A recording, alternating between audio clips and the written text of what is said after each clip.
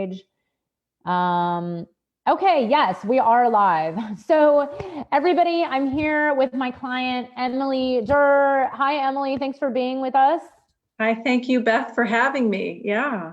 Awesome. And so, Emily, before we get started, can you tell people a little bit about what your business is and what it's become throughout the True Path Entrepreneur Mastermind program?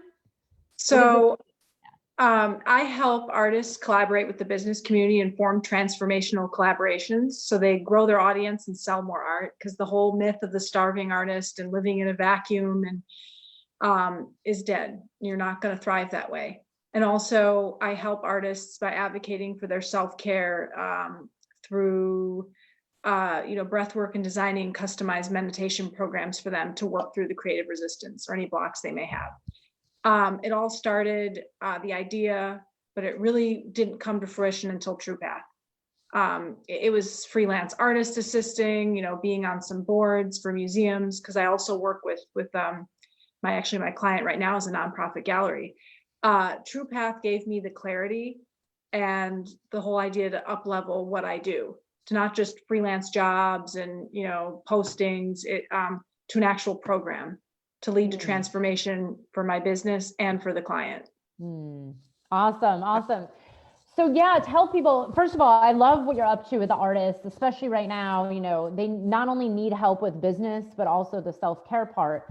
But tell people a little bit about where you were a few years ago. Like you had this idea. I know you've been volunteering with museums and you've been really into the arts, but what made you even want to start a business around helping artists and museums and nonprofits and so on? Well, when I worked for an artist, I realized it was not just the administrative things they needed help with, like an artist assistant could help with. It was more talking people off the edge when people had ideas and you kind of need to bring them back down to earth and kind of ground them a bit. I started to have this idea, but the self-care didn't come into play until True Path. I knew it was needed, but it was like on my mind, but I couldn't conceptualize it. So first I tried to, market myself, with social media, content creation, just very service-based, ad hoc business, not really a program to help them. Because, you can hire someone on for a couple sessions and everyone knows you might see some change, but it isn't until it's a committed program, 3 months, 6 months, 12 months, that the change really happens, that the guidance really happened. And that was a few years ago. I didn't even know I could be a guide. It was more just market my services in addition to my day job. And there really wasn't clarity or a way, or I didn't really even know what services were needed most until, your program, where you really emphasize this wonderful research process, which is not only scary at first, but becomes quite fun. And you make a lot of friends along the way, and clients even. Yes, clients, the best part. So then, yeah, the clarity, because you were really interesting. And by the way, this is totally normal for everybody to go through this, where you thought you came to the program for one type of business, but then something else emerged, which, honestly, to me, it feels so much more aligned with who you are versus just doing only social media. What happened through the process that had you get a lot more clear on, like that you could do this, or maybe it's this, or where was that moment that maybe shifted for you? It was like, do I really want to be, I noticed a lot of artists in the research, they wanted more, help with collaborating and new ideas to, sell their art. They wanted collectors. They wanted to be taken seriously as a creator, as an artist, as a business. And a lot of them were wonderful with social media. They knew how to take pictures. They knew what they needed to do. That wasn't the problem. It was more the other things. It wasn't like just services. And they needed sort of, a guide and to help them, part hybrid, part coach, part guide, part, PR person. And I looked at what the authors and other art experts offered. They didn't offer this. They offer, they write books. They'd offer maybe a couple $100s a session or a lot of group coaching, which I'm not knocking. Wonderful. It's always good to have a mastermind. But it wasn't just services. They needed a package and something customizable. And my program is customizable. And that's what I learned from True Path, to customize it to my client based on the research. Yeah. And, and the Mhm. reality is this is where a lot of people get stopped in their clarity is that, even as a group or an online course, online courses are the only thing where it's like, well, nothing's customized. But no matter who you're working with as a client relationship, doesn't really matter even what kind of business, you can never know the clarity until you actually have the client and see what's going on. I mean, it's literally like hiring a photographer to take your photos. The photographer might come in and say, oh, I think we need this, but then maybe your client wants something different, and it's the same with anything. So I always say the clarity around what your business looks like and how it's going to unfold comes through this process of doing and talking to people and exploring, and then also feeling into what you enjoy the most. Like, what do you really like? What lights you up? What do you feel like you've mentioned, Emily, you saw this kind of missing need that they could really, use your help with, and you like doing anyways. So it's not like you're just throwing away your other idea. It's really about you coming in to do what you like to do the most, and really has, ideal clients that are waiting for your help. So tell people a little bit about when there was a moment of, this like epiphany, like, wow, I have a business, I'm doing this. Like, was there this like a turning point where you're like, wow, it's really real now?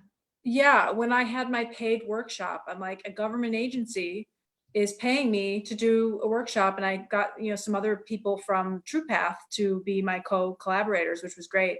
Mhm. And I was like, wow, this is happening, this big workshop. And also, I started showing up better in my daytime full-time work in the jewelry industry. Just the way I showed up there, and established boundaries and everything. So that was really great. So that was happening. And then, I have an email list now and all this stuff. And I'm like, there's no resisting, because you have an email list, you have this, you have work to do, people to serve, social profiles. And now the resistance sort of dissipated. Of course, there's some days where I'm like, I'm not sure what to write. What do I do? Small procrastination moments, but it's so much easier to work through. Yeah. Oh, I love it. I love it. I love that you've acknowledged like breaking through resistance and, getting past these. I mean, it's very normal to procrastinate, but now you said it, like you show up differently. I'm curious because actually this has happened to a lot of my clients where they come to me working a full-time job or part-time job, and then they're making this transition into entrepreneurship. And then very often a lot of like kind of strange things happen where all of a sudden they like their job more, or their job, maybe ask them to do something different, or, like you just said, you show up differently. Like, what do you think shifted that made you show up for your regular job differently? Because my regular job's also a creative business, and I work around people, and the way that TruePath approaches sales and clients and approaches, I could use that to, running a customer service department for a jeweler. Like, it's very having, instead of forcing people to, or closing, it's more about, do people feel called? Are you clear? Are you conveying value? And it isn't the money, like you say, it's whether they see value in it. And Mm. that's how I approach that work, in the jewelry industry. And um it's something that's translatable through across many different industries. So I found that I showed up better, I was more confident, and there wasn't this whole grabbiness for clients or desperation that's often, so you see that in, businesses, some business, especially now, and clients can see right through that.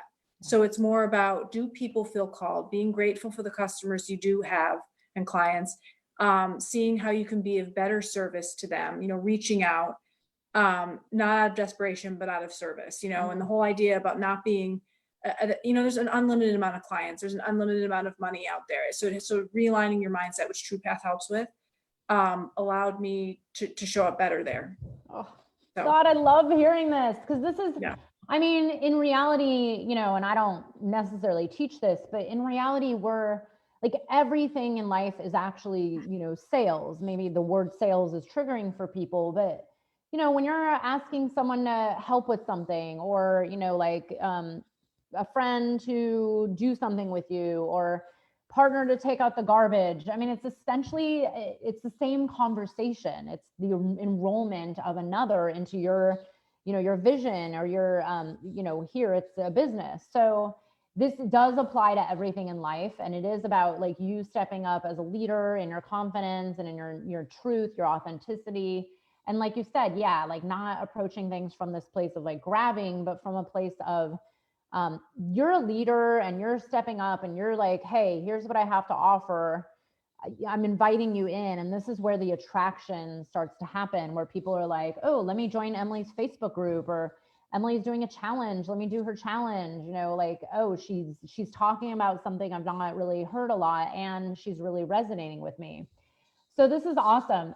Tell people a little bit about, I'm curious if there were any like really challenging times where because everybody goes through this, where you were just like, oh my God, what am I doing? This isn't for me, or like, I can't be an entrepreneur and this is really hard. Like, did you go through that? I mean, you not as bad as maybe some other people who went through that initiation of like, hell and back. Did that happen at all? It did during the some flickers of that, but I had other supportive services. Like when I had some bad feedback when I wrote my offer, I was really, the whole money thing and being specific about the offer, that really got me triggered. I was like, what do I do? How specific? And the offer was like, oh, I don't want to do this. And then when I did the third round, especially to some gallery clients, which I thought it resonate with both, they did not like it so much. And the people I thought that it would appeal to most, it didn't. So I had to start from scratch, but I was so happy I did. I ended up doing 40 more interviews with artists around the world.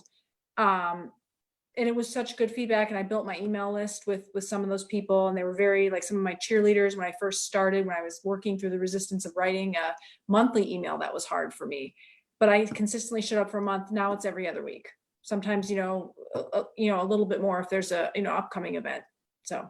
Yeah, you've been really great at consistency, which is something I preach all the time. And it's hard. It's hard to stay in that game. And of course, there's a process that I teach around, breaking through the resistance and also allowing yourself to feel it and, be stuck. It's part of the entrepreneurial growth. Like it's okay to get stuck. But then, it's the gold is really in being able to like sit with the discomfort of like, okay, that was hard, or I just got rejected, or, people didn't like it. And this happens no matter who you are. This is every entrepreneur. It's part of the journey to have, it's not going to resonate with everybody on earth. Like there's literally no business that resonates with everybody on earth. Like I cannot think of one, so thank you for sharing it. It's really awesome that you've showed up consistently. So a couple more questions, but you've been showing up doing multiple workshops, writing your email list, posting on social media. I mean, did you think that you would be doing things like live workshops and communicating to hundreds of people? And I mean, did you imagine that you would be there like doing this within, whatever it was, like 6 months of joining the program? I didn't think so, because I thought it would be more like you get because that's how I marketed myself before to these people. I would kind of fall upon these opportunities by accident. There was never really a set program.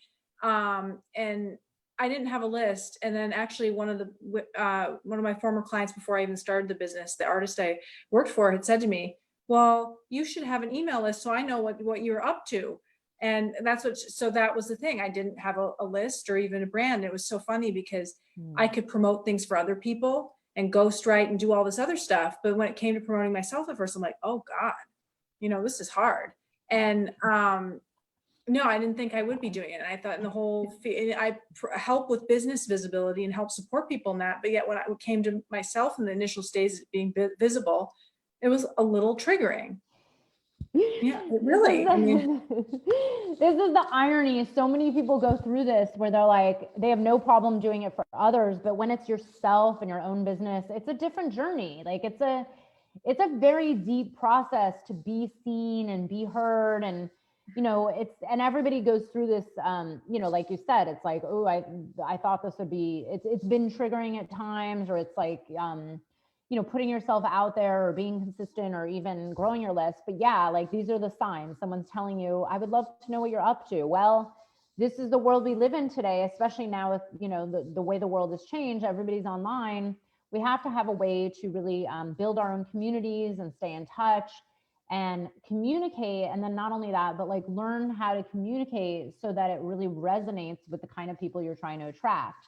But that journey within itself of putting yourself out there, writing emails, building your own community, you being like, what I call it, this is essentially leadership. Like you're stepping into this higher level of like, well, I'm here to help artists and help museums and help nonprofits. And this is you as your leader carving out your space, and most people on this planet are not born knowing how to do this. It's a process that really has to be learned, and it has to be experiential, meaning you have to actually go do it to learn, learn from mistakes and learn from the wins and learn from like, okay, you got a client, great. How did I get that client? Let's do it again and get more, So this is awesome. What would you, and here's the thing with you, Emily, is, and this is why I love you. You're very good at stepping into the fear and just doing it anyways, which you're very much like me. I'm like, okay, I can take on some fear. It's not the most comfortable thing, but I always know that I've learned that getting through the fear is always going to produce the magic that I want to see. But a lot of people are really stuck in the fear. And I know there's everything, like the fear of being seen, the fear of what will people think, imposter syndrome, like, who am I to do this?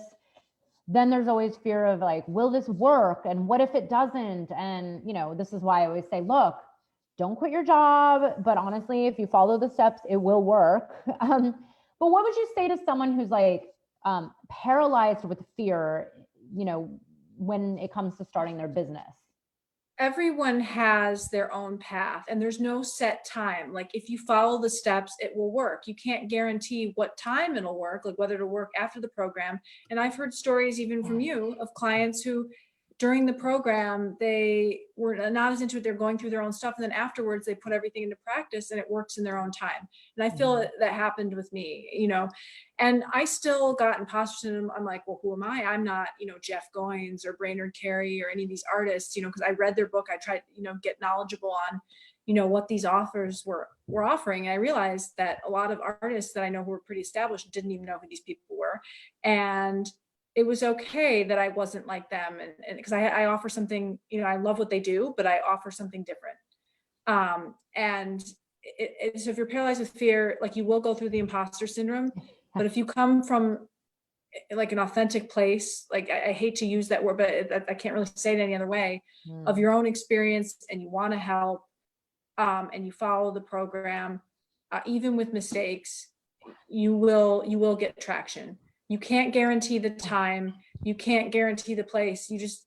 You have to let it happen. And I know the cliche again, trust the process. And sometimes we're scary though. But I said, even if I'm scared, even if I don't have any wins for the week, I'm still showing up for that call or watching the replay or asking questions. So, yes. Yeah. This is where the gold is right here. It's like, I always use this analogy of like jumping into the fire and sitting in the fire is like, just show up. Actually, I have a client from, I think it was like 5 years ago. And it was interesting during the whole, it was 9 months. And during that whole 9 months, actually, no, I think it was 10, something like that. She wasn't able to like jump through the fire during the time, but I of course follow her. I'm on her email list. I see her on Instagram, and it's crazy because it took her a few years, but she finally is doing exactly what she came to me to do. And I know she was actually transitioning and there was a lot going on. This happens all the time where it's like all in due timing, but the key is to just show up. Like even the bare minimum, it all produces results. And you're right, like authenticity is where it's at. I mean, there's no such thing as being like this perfect or famous or like, famous person is better. I mean, there's like someone actually joined my program recently who said, look, I chose your program because it doesn't have 200, 500 people in it. Like it's actually, smaller, more intimate program. I'm like, yeah, that's great. Like if I was famous, having 800 people, I might not attract in the right clients. And I don't actually want something like that either. So that's where it becomes, it has to come down to you. Like it's you and your own unique medicine. So Emily, great. So last question. If you could say like one piece of advice to someone who's like thinking about their dreams for the last 2 or 3 years, and they like feel it in them where they're like, oh, I really want to do this one thing, but they're just stuck. Like, what would be the one piece of advice? I would say get on a call, like figure out what you want to do in your future self. And also get on a call. If you want to work with someone like working with Beth, schedule a call. You'll get a lot of clarity. Join the email list, see if it resonates with you, and go from there. Because taking that first step is really the next step to everything. I mean, I found out about Beth about a summit because through another coach I was working with.